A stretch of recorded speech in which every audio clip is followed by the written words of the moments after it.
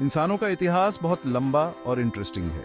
ये कहानी है तरक्की की, नई खोजों की और मुश्किलों से उबरने की। शुरू में हम हंटर गैदरर्स थे और आज हम ग्लोबल सिविलाइजेशन है।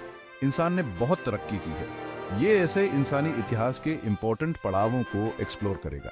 हम अलग अलग युगों का सफर करेंगे और उनके खास बातों और अहम घटनाओं को जानेंगे। सोचो, एक ऐसी दुनिया जहां शहर नहीं, खेती नहीं, यहां तक कि भाषा भी नहीं। एक ऐसी दुनिया जहां इंसान और प्रकृति के बीच कोई दीवार नहीं थी, जहां हर चीज प्राकृतिक और अनछुई थी। लाखों साल पहले शुरुआती इंसानों के लिए यही हकीकत थी। वो एक ऐसी दुनिया में रहते थे जहां हर दिन एक नई चुनौती थी और हर रात एक नई कहानी। पेलियोलिथिक युग में हमारे पूर्वज नोमैडिक हंटर गैदरर्स की तरह रहते थे। वो हमेशा चलते रहते थे, एक जगह से दूसरी जगह, खाने और पानी की तलाश में। वो खाने, पानी और रहने के लिए अपनी समझदारी और आसान टूल्स पर निर्भर थे। आग जलाना, पत्थरों से औजार बनाना, ये सब उनकी रोजमर्रा की जिंदगी का हिस्सा था। हर दिन खाना, पानी और रहने की जगह ढूंढना एक संघर्ष था, लेकिन इसी संघर्ष ने उन्हें और भी मजबूत और समझदार बनाया। ये शुरुआती इंसान बहुत ढलने वाले थे। वो अपने माहौल के अनुसार खुद को बदल लेते थे, चाहे वो जंगल हो, पहाड़ हो या रेगिस्तान। धीरे धीरे वो पूरी दुनिया में फैल गए और अलग अलग मुश्किल माहौल का सामना किया। हर जगह उन्होंने अपने लिए एक नया घर बनाया और नई चुनौतियों का सामना किया। इस समय में पहली बार पत्थर के टूल्स भी बनाए गए। ये टूल्स उनके जीवन का एक अहम हिस्सा बन गए और उन्होंने इन्हें और भी बेहतर बनाने की कोशिश की। ये शुरुआती टूल्स जो पत्थरों को तोड़कर बनाए जाते थे, शिकार करने, फल सब्जियां इकट्ठा करने और बचाव के लिए यूज होते थे। इन टूल्स ने उनके जीवन को आसान बनाया और उन्हें नई ऊंचाइयों तक पहुंचाया। इंसान की सबसे पहली और बड़ी अचीवमेंट्स में से एक थी आग पर कंट्रोल। आग ने इंसान की जिंदगी को पूरी तरह से बदल दिया। आग से गर्मी मिलती थी, रोशनी मिलती थी और जंगली जानवरों से बचाव होता था। रात के अंधेरे में आग ने सुरक्षा और कंफर्ट का एहसास दिलाया। इससे खाना पकाने का तरीका भी बदल गया। खाना सेफ और पचाने में आसान हो गया। आग पर पकाया गया खाना ज्यादा न्यूट्रिशियस और स्वादिष्ट होता था। आग की वजह से इंसान ठंडे जगहों पर भी जा सके और वहां रह सके। ठंडे मौसम में आग ने शेल्टर और वार्मथ प्रदान किया। जैसे जैसे इंसान अपने आसपास के माहौल के साथ इंटरैक्ट करता गया, उसके टूल्स भी डेवलप होते गए। पत्थरों से बने टूल्स ने इंसान की प्रोडक्टिविटी को बढ़ाया। शुरुआती इंसानों ने सिंपल हैंड एक्सेस से शुरुआत की और फिर भाले, खुरचनी और सुई जैसे स्पेशलाइज्ड टूल्स बनाना सीख लिया। इन टूल्स ने हंटिंग और गैदरिंग को और आसान बना दिया। इन एडवांसमेंट से उन्हें और अच्छे से शिकार करने, खाने को और एफिशिएंटली तरीके से प्रोसेस करने और गर्म कपड़े बनाने में मदद मिली। टूल्स ने इंसान को नए चैलेंजेस का सामना करने में सक्षम बनाया। आग और टूल्स की मास्टरी ने इंसान को स्थायी बस्तियां बनाने और कम्युनिटीज में रहने का मौका दिया। इससे सामाजिक संरचना और कल्चर का विकास हुआ। आग के चारों ओर बैठकर कहानियां सुनाना और स्किल्स सिखाना इंसान की संस्कृति का हिस्सा बन गया। इसने नॉलेज और ट्रेडिशंस को एक पीढ़ी से दूसरी पीढ़ी तक पहुंचाने में मदद की। लगभग 10,000 साल पहले एक बहुत बड़ा बदलाव आया, एग्रीकल्चरल रेवोल्यूशन। इस क्रांति ने इंसानी जीवन को पूरी तरह से बदल कर रख दिया। इंसानों ने पौधे उगाना और जानवर पालना सीख लिया। ये एक बहुत ही महत्वपूर्ण कदम था, क्योंकि इससे उन्हें खाने की स्थिर आपूर्ति मिलनी शुरू हो गई। ये इंसानी इतिहास का टर्निंग पॉइंट था।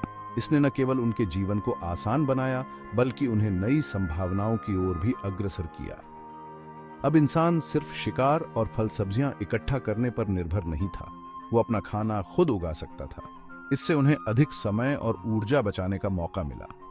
इस नई स्टेबिलिटी की वजह से वो एक जगह बस कर गांवों में रहने लगे। गांवों के निर्माण ने सामाजिक संरचना को भी बदल दिया। जरूरत से ज्यादा खाना होने की वजह से काम का बंटवारा होने लगा और अलग अलग तरह के काम डेवलप हुए। लोग अब खेती के अलावा अन्य कार्यों में भी विशेषज्ञता हासिल करने लगे।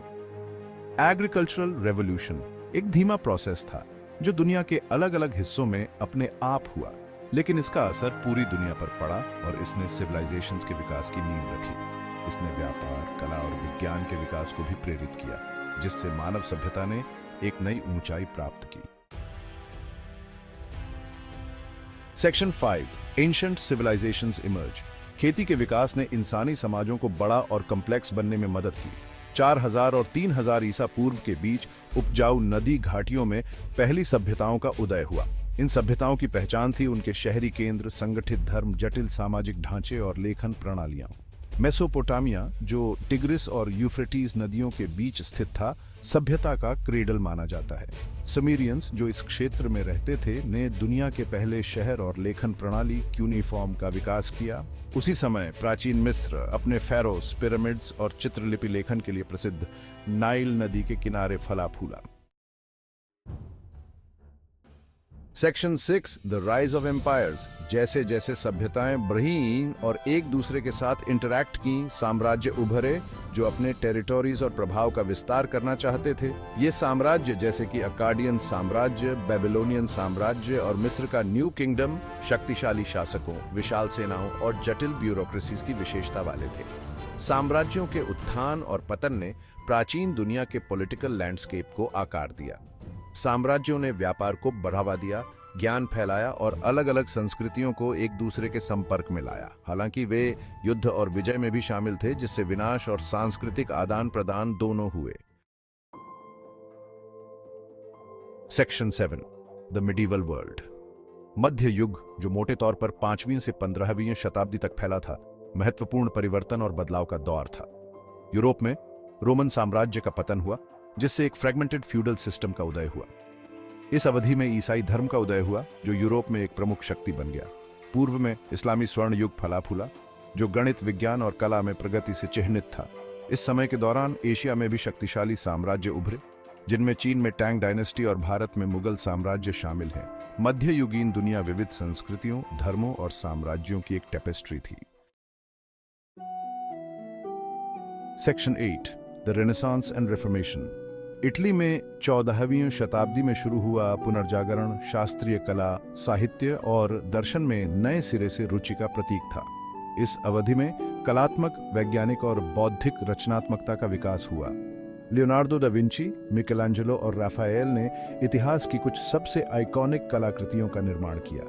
पुनर्जागरण धर्म सुधार के साथ ओवरलैप हुआ, एक धार्मिक आंदोलन जिसने कैथोलिक चर्च के अधिकार को चुनौती दी। चर्च की प्रथाओं की आलोचना करते हुए मार्टिन लूथर के 95 थीसिस ने इस आंदोलन को जन्म दिया। धर्म सुधार के कारण प्रोटेस्टेंट संप्रदायों का उदय हुआ और यूरोपीय समाज पर इसका गहरा प्रभाव पड़ा। Section 9, the age of revolutions. 18वीं और 19वीं शताब्दी में क्रांतियां आईं, जिन्होंने दुनिया के पॉलिटिकल और सोशल लैंडस्केप को बदल दिया। 1775 से 1783 तक अमेरिकी क्रांति ने संयुक्त राज्य अमेरिका को जन्म दिया, जिसकी स्थापना स्वतंत्रता और स्वशासन के सिद्धांतों पर हुई थी। फ्रांसीसी क्रांति 1789 से 1799 तक एनलाइटनमेंट आइडियल से प्रेरित होकर एब्सोल्यूट मोनार्की को चुनौती दी और व्यापक सामाजिक उथल-पुथल का कारण बनी। इन क्रांतियों ने दुनिया भर में स्वतंत्रता और डेमोक्रेटिक सुधार के आंदोलनों को प्रेरित किया। Section 10, the modern world takes shape. 19वीं और 20वीं शताब्दी में तेजी से टेक्नोलॉजिकल एडवांसमेंट्स हुए, खासकर औद्योगिक क्रांति। ब्रिटेन में शुरू हुई औद्योगिक क्रांति ने कारखानों, मैस प्रोडक्शन और स्टीम इंजन जैसी नई तकनीकों का उदय देखा।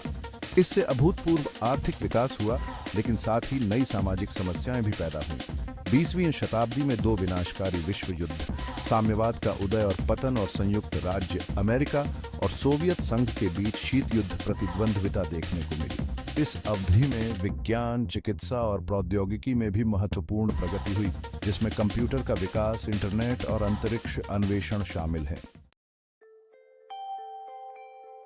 Section 11, the future of humanity. आज जब हम एक नए युग के कस्प पर खड़े हैं, तो मानवता का भविष्य संभावनाओं और चुनौतियों दोनों से भरा है।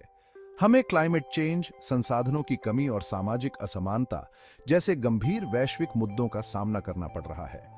हालांकि हमारे पास अभूतपूर्व टेक्नोलॉजिकल क्षमताएं और हमारी इंटरकनेक्टेडनेस के बारे में बढ़ती जागरूकता भी है। आज हम जो चुनाव करते हैं, वे आने वाली पीढ़ियों के लिए मानव इतिहास के पाठ्यक्रम को आकार देंगे। सहयोग, नवाचार और जिम्मेदारी की साझा भावना को अपनाकर हम सभी के लिए अधिक न्यायपूर्ण, टिकाऊ और समृद्ध भविष्य बनाने का प्रयास कर सकते हैं।